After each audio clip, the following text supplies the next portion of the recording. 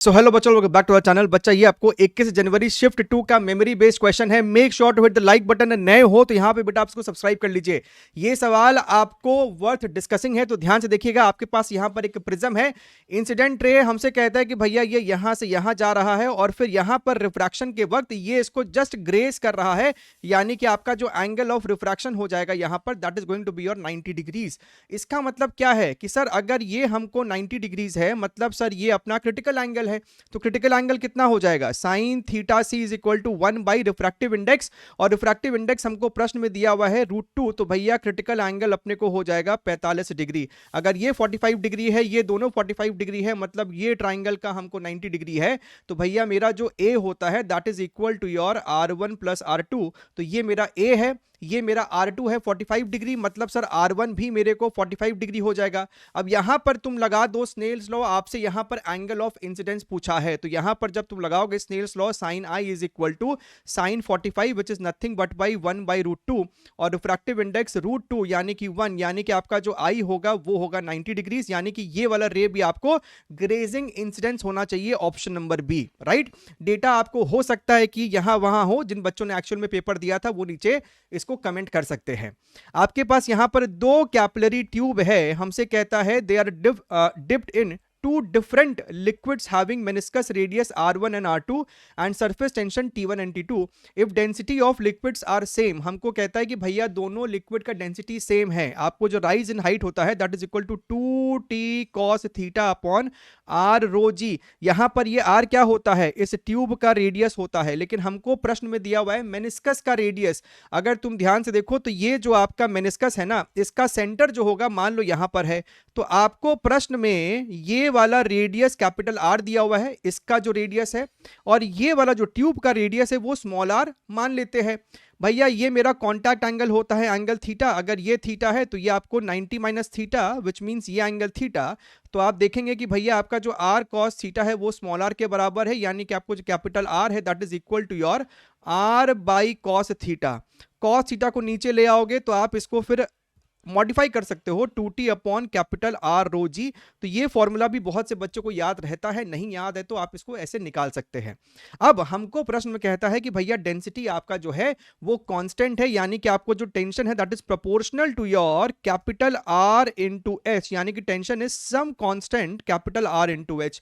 अब यहां पर हमको कहता है कि भैया अगर H1 और H2 बराबर है, समझना सवाल में हमको क्लियरली दे रहा है कि R1 जो है वो R2 से बड़ा है, R1 R2 से बड़ा है। अगर H1 H2 के बराबर है तो T1 भी T2 से बड़ा होगा, तो दोनों आपको इक्वल तो हो नहीं सकता। H1 H2 से बड़ा है, पहले ही R1 R2 से बड़ा है, अगर H1 भी बड़ा हो जाएगा तो T1 आपको T2 से बड़ा होगा, इक्वालिटी तो होल्ड कर ही नहीं सकता है। H1 H2 से बड़ा है तो T1 T2 से बड़ा होगा, ये भी नहीं हो सकता है। हाँ, लेकिन ये चीज आपको पॉसिबल है कि भैया आपका R1 R2 से बड़ा है, H1 H2 से छोटा है, तो T1 और T2 बराबर आपको हो सकता है, यानी कि ऑप्शन नंबर 4 यहां पर हमको बेस्ट इसका डिस्कशन में आंसर निकल के आ रहा है। आपके पास यहां पर SHM का सवाल देखने के लिए मिला है। A particle is performing SHM with frequency f0 if frequency of oscillation of its kinetic energy is 176, तो भैया f0 की वैल्यू क्या है? आपको याद है x is equal to your a sine omega t होता है, यानी कि स्पीड हमको हो जाता है a omega cos omega T, यानी कि काइनेटिक एनर्जी जो होगा that is equal to half mv square. इसका जब स्क्वायर करोगे तो सम कांस्टेंट आएगा और ये हमको आ जाएगा कॉस स्क्वायर ओमेगा टी। कहने का मतलब ये है कि अगर तुम वेलोसिटी का ग्राफ देखोगे तो वो आपको कुछ इस प्रकार का ग्राफ देखने के लिए मिलता है, लेकिन वहीं अगर तुम देखोगे काइनेटिक एनर्जी का तो भैया कॉस पे स्क्वायर है। अच्छा, यहीं पर गलती कर दी हमने, आपको ये ग्राफ नीचे जाएगा ऐसे, ये ग्राफ आपको ऐसे है, लेकिन वहीं अगर हम लोग इसका एनर्जी का देखेंगे तो ये कॉस पे स्क्वायर है, तो नेगेटिव वाला पोर्शन भी हमको ऊपर की तरफ उठ जाता है। तो यहीं पर हमको दिखाई देना चाहिए, आप इसको ऐसे भी समझ सकते हैं कि भैया यहां से लेके यहां तक अगर मेरा एक टाइम पीरियड है, लेकिन यहां पर जो टाइम पीरियड होगा वो तो बस इतना ही है, साइकिल जब रिपीट हो रहा है, this is the time period. अगर ये T0 है तो भैया ये हमको बेसिकली T0/2 है। कहने का मतलब है कि अगर इसकी फ्रीक्वेंसी f होगी तो इसकी फ्रीक्वेंसी डबल हो जाएगी, फ्रीक्वेंसी इज 1/t। इसका मतलब ये हो गया है कि भैया अगर इसकी फ्रीक्वेंसी 176 है, अगर 2f इज इक्वल टू 176, तो f की वैल्यू कितनी आएगी आपको? 88। तो ग्राफिकली भी इस सवाल को हम लोग बड़ी आसानी से डिकोड कर सकते थे। देखिएगा, एक बेसिक सा सवाल है आपके सामने यहां पर। रिवर बोट का आपके पास इस प्रकार से है, ये वाली जो विड्थ है वो हमको दे रखा है सवाल में 200 मीटर। आपका जो स्पीड ऑफ बोट है 36 किलोमीटर यानी कि 10 मीटर प्रति सेकंड, और ये हमको हो जाएगा 5 मीटर प्रति सेकंड। 5/18 से मल्टीप्लाई किया है हमने यहां पर। तो बेटा यहां पर अगर तुम ध्यान से देखो, this is your velocity of river, और हमको मिनिमम टाइम में क्रॉस करना है, यानी कि बोट को इसी डायरेक्शन में अपनी स्पीड रखनी चाहिए सो दैट वो मिनिमम टाइम में क्रॉस करेगा। अब टाइम क्या हो जाएगा, this is equal to your 200 जो कि उसका विड्थ होगा डिवाइडेड बाई जो स्पीड रिस्पॉन्सिबल है क्रॉस कराने के लिए वीबी, तो वो हमारे पास यहां पर 10 है, तो ये हमको निकल के आ जाएगा 20 सेकंड। तो भैया आपका जो ड्रिफ्ट होगा that is equal to horizontal speed into your time. Horizontal speed मेरे पास यहां पर कितना है 5 और टाइम है 20, यानी कि ये हमको सर निकल के आ जाएगा 100 मीटर, और वो ड्रिफ्ट बेसिकली ये वाला ड्रिफ्ट निकल कर आने वाला है। सो बेसिक सवाल था, लेकिन हाँ आपको ये पढ़ा होना चाहिए। सिमिलर क्वेश्चन मेरे ख्याल से मॉर्निंग शिफ्ट में भी आपको पूछा गया था।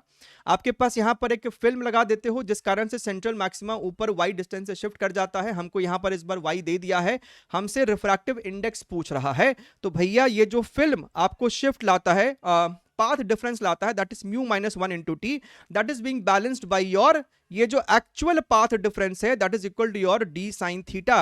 और साइन थीटा को हम लोग रिप्लेस कर पाते हैं टैन थीटा से, जहां पे टैन थीटा आपको होता है y बाई ये जो आपको d होता है। तो यहां से हमको म्यू की वैल्यू निकल के आ जाएगी dy upon T D plus 1। अब डेटा को बस यहां पर सब्स्टिट्यूट करो। d की वैल्यू है 4 into 10 to the power minus 4, y की वैल्यू है 20 into 10 to the power minus 3, t की वैल्यू है 20 into 10 to the power minus 6, और कैपिटल D की वैल्यू 1 है, प्लस 1 यहां पर हम लोग डाल देंगे। तो आपको यहां पर दिखेगा कि ये जब ऊपर जाएगा ना तो ये इसको इसको इसको सबको मार देगा। यहां पर आपके सामने ये कितना है 10 है, तो भैया 4/10 प्लस 1 यानी कि 14/10। तो अगर ये 10 है तो अल्फा की वैल्यू हम लोग 14 डालकर आ सकते हैं। चलिए आगे बढ़ते हैं। ये बड़ा ही ट्रेडिशनल सा सवाल है कि आपके पास एक सिलेंड्रिकल ड्रम है, अंदर में एक ब्लॉक है, और ये ड्रम आपको ओमेगा से घूम रहा है सच दैट ये ब्लॉक नीचे नहीं गिर पा रहा है। तो भैया ओमेगा की मिनिमम वैल्यू क्या होनी चाहिए ताकि ये ब्लॉक ना गिरे। एफबीडी बनाओ, इस पे आपको एमजी लग रहा है, यहां से आपको नॉर्मल लग रहा होगा, और फ्रिक्शन जो होगा इस एमजी को रोके हुए है। तो भैया कितना फ्रिक्शन चाहिए ताकि ब्लॉक नीचे नहीं गिरे, that is equal to mg, और मैक्सिमम फ्रिक्शन कितना लग सकता है यहां पर, that is equal to mu into normal, और नॉर्मल जो होगा बेटा वही होगा जो इसको सेंट्रीपिटल फोर्स प्रोवाइड कर रहा है, m ओमेगा स्क्वायर r। तो भैया आपकी जो रिक्वायरमेंट है वो मैक्सिमम से हमेशा कम या उसके बराबर होनी चाहिए। मेरी रिक्वायरमेंट है mg की, मेरे पास मैक्सिमम अवेलेबल जो फ्रिक्शन है that is equal to m omega square r। m ने m को यहां से मार दिया, so omega is more than equal to under root of g by mu R. हमसे मिनिमम पूछा था तो ऑप्शन नंबर ए इक्वालिटी पे मेरा आंसर आ जाएगा। देखो ध्यान से देखो, आपके पास कहता है कि इसका जो R इक्विवेलेंट है वो x के ही बराबर है, तो x की वैल्यू बताइए। इस पूरे का इक्विवेलेंट भी x है, और इसको निकालो, ये दोनों सीरीज में है यानी कि 2r प्लस एक्स, और ये इसके साथ पैरेलल में है तो लगा दो फॉर्मूला पैरेलल का, तो इन दोनों का सम भी करना पड़ेगा यानी कि 3r प्लस एक्स। अब यहां पर मेरे ख्याल से क्वाड्रेटिक इक्वेशन बन जाएगा, this is equal to x square, ये मेरे को हो जाएगा 2r square, this is equal to your rx, ये इधर निकल के आएगा, तो भैया x square plus your 2rx minus your 2r square equal to 0। तो यहां पर अगर हम देखें x is equal to minus B, तो minus 2r plus B square यानी कि भैया 4r स्क्वायर माइनस 4ac करेंगे तो ये आपको निकल के आ जाएगा 12r स्क्वायर डिवाइडेड बाई 2। तो ये आ रहा है माइनस r प्लस यहां से आपको निकलेगा बाहर में 2, तो 2 तो इस वाले 2 से मर जाएगा, तो आपके पास ये बचेगा r√3। तो आपने r कॉमन ले लिया तो ऑप्शन नंबर डी हमको दिख जाने वाला है। सो ये सभी सवाल आप देख रहे हैं, देखा देखा सा आपको लगेगा, डुएबल लगेगा।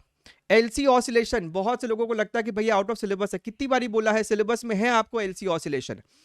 समय शून्य पे कैपेसिटर जो है आपको फुल्ली चार्ज है, यहां पर एक आपको कैपेसिटर है, यहां पर आपके पास एक इंडक्टर है।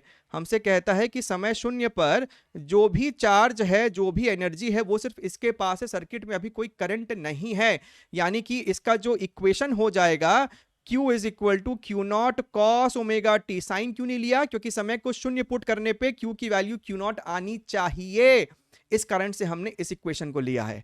हमसे कहता है कि भैया टी नॉट टाइम के बाद 25% एनर्जी जो है कैपेसिटर का निकल जाता है और इंडक्टर को मिल जाता है। So basically T is equal to T naught time के बाद 75% एनर्जी कैपेसिटर में है, यानी कि T is equal to T naught time पे कैपेसिटर पे अगर Q चार्ज है तो हम बोल सकते हैं ना कि Q square by 2C is equal to 75% of initial charge. 75% का मतलब है 3/4 और initial charge was Q naught, तो Q naught square by 2C। तो यहां से आपको दिखना चाहिए कि आपका जो Q का वैल्यू है that is your √3/2 Q not. अब इस इक्वेशन का इस्तेमाल करो, यहां पर आप लिखो √3 Q naught by 2 is equal to Q naught cos omega आपको क्या होता है? Omega is equal to 1/√LC, right, and time is your T naught. तो अगर हम ध्यान से देखें ये आपको मरेगा, तो भैया T naught divided by your √LC should be equal to, ये कब आता है √3/2? कब आता है? π/6 पे। So T naught is π/6 into √LC, यानी कि आपको ऑप्शन नंबर सी, खेला ही खत्म हो गया आपके पास यहां पर। ठीक है, ये एक डायरेक्ट फॉर्मूला बेस्ड क्वेश्चन है और इसके ऊपर 2 सवाल पूछा गया है। टर्मिनल वेलोसिटी का फॉर्मूला अगर तुमको याद नहीं है तो तुम इसको डिराइव भी कर सकते हो। नीचे mg, ऊपर आपको बॉइंट फोर्स और ऊपर आपको विस्कस फोर्स, दोनों को बैलेंस करके हम इसका इक्वेशन फॉर्मूला को डिराइव कर सकते हैं। ये उसका वर्किंग फॉर्मूला है। हमसे यहां पे पूछता है कि भैया what is the fractional error in the measurement of coefficient of viscosity. तो भैया eta is equal to some constant V naught divided by R square. बाकी सब टर्म आपको कांस्टेंट है, यानी कि delta N by N is equal to delta V naught by V naught plus your 2 times delta R by R. तो यहां से अच्छा कुछ तो गड़बड़ किया हमने, हालांकि इक्वेशन में फर्क नहीं पड़ेगा। Eta is equal to some constant R square by V naught, still यही इक्वेशन निकल के आएगा क्योंकि हम लोग जनरली मैक्सिमम एरर ही सॉल्व कर रहे होते हैं। तो ये कौन सा ऑप्शन में दिख रहा है हमको? मेरे ख्याल से ऑप्शन नंबर 1 में हमको ये देखने के लिए मिल रहा है। ठीक है, एक और सवाल पूछा गया था, वो भी आपको डायरेक्ट फॉर्मूला बेस्ड ही था। उसमें मेरे ख्याल से रेशियो आपके साथ खेला जा रहा था। ये आपको सवाल है रोटेशन का। ठीक है, रोटेशन से आपको 2 सवाल पूछे गए थे, ये उसमें से एक सवाल है। ये आपके पास एक रिंग है, ये 2 रॉड है और ये पूरा का पूरा स्ट्रक्चर आपको फिक्स्ड है, एक सिंगल एंटिटी है और ये आपको रोटेट कर सकता है अपने इस एक्सिस के अबाउट। ठीक है, यहां पर आपको कोई स्लिपिंग नहीं है। ये 2 मास है, small m capital M, ring का मास कैपिटल M है, ईच रॉड का मास भी कैपिटल M है, रेडियस आपको R है। तो हमसे एक्सेलरेशन पूछ रहा है, तो इस पे mg लग रहा है। दोनों धागा में अब टेंशन अलग अलग होगा, यहां पर स्लिपिंग है तो टेंशन आपको सेम नहीं लिया जाता है, राइट। ये आपको अगर अल्फा से घूम रहा है तो अल्फा को हम कह सकते हैं a/r। अब अगर तुम ध्यान से देखो ना तो इसका इक्वेशन तुम लिख सकते हो mg minus T2 is equal to ma। इसका इक्वेशन तुम लिखोगे T1 minus small mg is equal to ma, और यहां पर लिखोगे जब तुम तो T2 है, ये T1 है, ये अल्फा हमने क्लॉकवाइज लिया है, यानी T2 का torque must be dominating your T1 का torque and net torque is equal to I into alpha. अब इस सिस्टम का मोमेंट ऑफ इनर्शिया सॉल्व करना बहुत जरूरी है, वो भी सही तरीके से। mr स्क्वायर रिंग का हो जाएगा, एक रॉड का निकाल दो, उसको 2 से मल्टीप्लाई कर देना। अब एक रॉड का क्या होगा? ml स्क्वायर बाई 12, तो भैया m/12 और लेंथ कितना है डायमीटर के बराबर 2r, तो 2r का स्क्वायर करोगे तो 4r स्क्वायर हो जाएगा। तो भैया ये हमको कट कुटा के हो जाएगा 3, सो 2/3, तो ये आपको हो जाएगा 5/3। सो ये हमको हो गया है 5/3 mr स्क्वायर, और a को लिख सकते हैं हम लोग अल्फा बाई आर। तो अगर हम ध्यान से देखें r square r, right, alpha by R क्यों लिखा है? Alpha is equal to a/r। तो भैया यहां पर हमारे पास ये है। अब इन तीनों इक्वेशन को ना ऐड कर दो, क्योंकि T2 को मार देगा, T1 को मार देगा, तो यहां पर G कॉमन लोगे तो m capital M minus small m is equal to, यहां पर है आपके पास 5/3 कैपिटल M बाई a, ये भी कैपिटल M ही है, यानी कि टोटल हो जाएगा 8/3 capital Ma plus small ma। तो यहां पर a की वैल्यू कितनी आ रही है?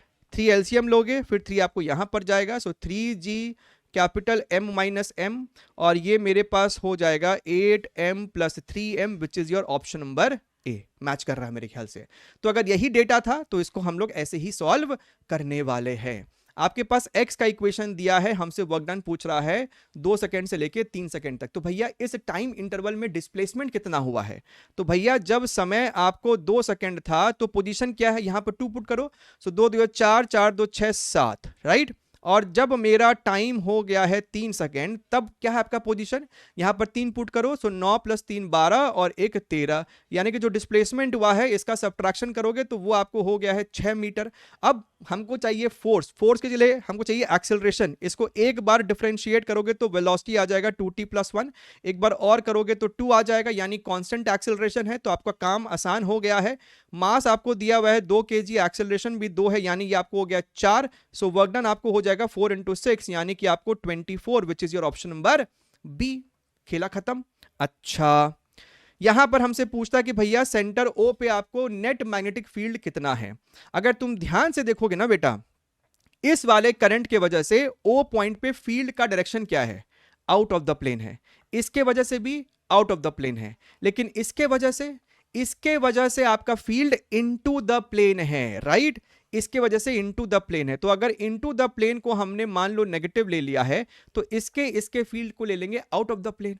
तो इसके वजह से जो फील्ड होगा that is going to be your μ0I divided by 2r।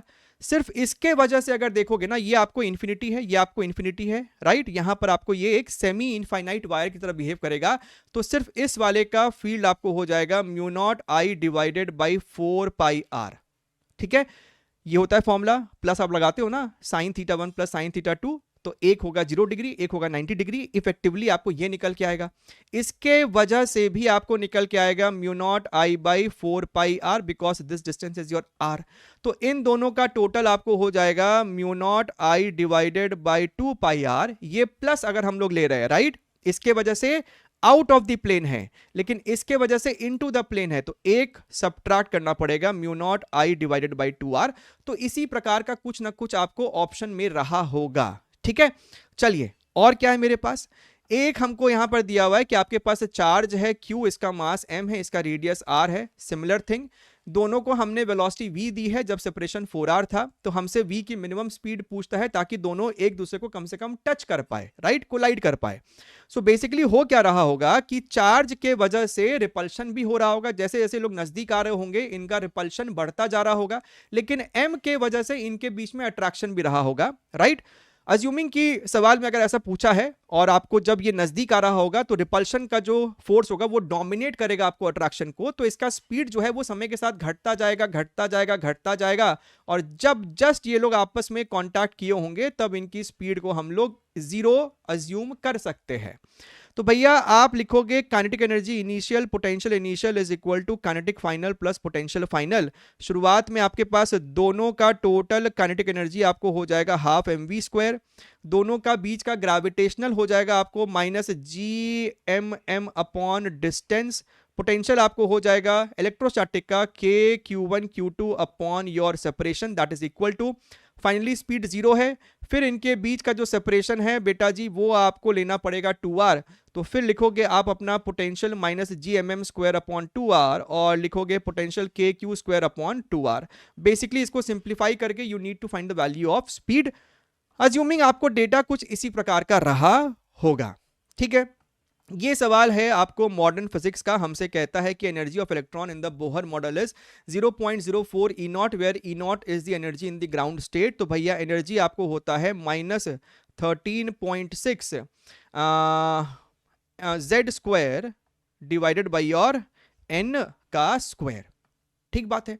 अब अगर तुम ध्यान से देखो तो हमसे कहता है कि E0 is the energy in the ground state, मतलब जब n की वैल्यू 1 है तो आपको E जो है that is E0 and this is going to be equal to your -13.6 z²। हमसे यहां पे पूछता है find the value of 2πL upon h, right. तो भैया अगर तुम ध्यान से देखो L is equal to your NH by 2π, यानी कि N is equal to 2πL upon h। तो हमसे बेसिकली सवाल में N की वैल्यू पूछ रहा है। अब अगर तुम ध्यान से देखो तो भैया हमको उस ऑर्बिट का बताना है जहां पे एनर्जी आपको 0.04 है, 0.04 E0 के बराबर है, और -13.6 z² हमको बेसिकली E0 के ही बराबर है, एन स्क्वायर। तो ये आपको मर गया, तो यहां से एन स्क्वायर की वैल्यू हमको निकल के आ रही है 25, यानी एन की वैल्यू हमको यहां पर निकल के आ रही है 5, और यही फिर मेरा यहां पर जवाब भी होने वाला है, राइट। एक और सवाल हमारे पास यहां पर है, एंगुलर मोमेंटम का है, मेरे ख्याल से आपके पास दो पार्टिकल्स है या फिर कार है, पर्सन है, वॉटेवर, मास 1000 किलो है, दोनों आपको सेम डायरेक्शन में ट्रैवल कर रहा है, उनके बीच का परपेंडिकुलर सेपरेशन आपको 10 मीटर है। Angular momentum of A with respect to B, तो इसके रेस्पेक्ट में जाओगे तो इसका जो वेलोसिटी हो जाएगा that is going to be velocity of A with respect to B is क्या होगा 36 माइनस 72, अच्छा नेगेटिव में आ जाएगा ऐसे में, तो हो सकता है कि फिर आपको b with respect to a पूछा होगा, ठीक है। सो बेसिकली मान लो कि उन्होंने b with respect to a पूछा हो, velocity of b with respect to a, तो भैया इसको फिर रेस्ट पे ले आएंगे और इसकी वेलोसिटी हो जाएगी 72 माइनस 36, दैट इज योर 36, इसको 5/18 से मल्टीप्लाई कर दिया तो ये हमको हो जाएगा 10 मीटर पर second. So angular momentum is equal to your mv/r, ठीक है। तो m की वैल्यू 1000 है, रिलेटिव स्पीड आपको आया है 10, और इनके बीच का परपेंडिकुलर सेपरेशन भी आपको आया है 10, और 10 to the power 5 should be your answer. और यहां पर अगर देखोगे ना तो कुछ आपको फॉर्मूला बेस्ड सवाल और आए थे, ये आपको डी ब्रॉगली वेवलेंथ का था, जहां पर हमको शायद पोटेंशियल डिफरेंस जिसके थ्रू एक्सेलरेट कराया है वो दिया हुआ है, फॉर्मूला में पुट करो, आंसर लेके आओ। सिग्निफिकेंट फिगर का एडिशन रूल बेस्ड एक सवाल आया था, वो भी सिंपल था। यहां पर हमको मैक्सिमम पावर ट्रांसफर का ये जो फॉर्मूला है या फिर जो डेरिवेशन है उसका इस्तेमाल करना था कि भैया जब ये और ये आपस में बराबर हो जाता है तो मैक्सिमम पावर ट्रांसफर होता है। और ये भी सवाल था कि भैया आपके पास प्रोसेस आइसोबारिक है, उस केस में वर्क डन आपको 100 जूल है, तो बताइए आपको हीट ट्रांसफर या फिर हीट एक्सचेंज कितना है। तो भैया आइसोबारिक में वर्क डन 100 जूल है, तो 100 joule is nothing but nr delta T, और डेल्टा क्यू आपको हो जाएगा ncp डेल्टा टी, और cp सवाल में डायटोमिक गैस दिया हुआ है, cp आपको हो जाएगा 7r/2। तो यहां पर nr डेल्टा टी को हम लोग 100 से रिप्लेस कर सकते हैं, सो 100 इंटू 7/2 इज योर 350, ठीक है। तो पेपर अगर तुम देखोगे तो मिला जुला के आपको डुएबल सा ही है। कीजिए, ध्यान रखिए, make sure to hit the like button, wish you all the very best and bye bye.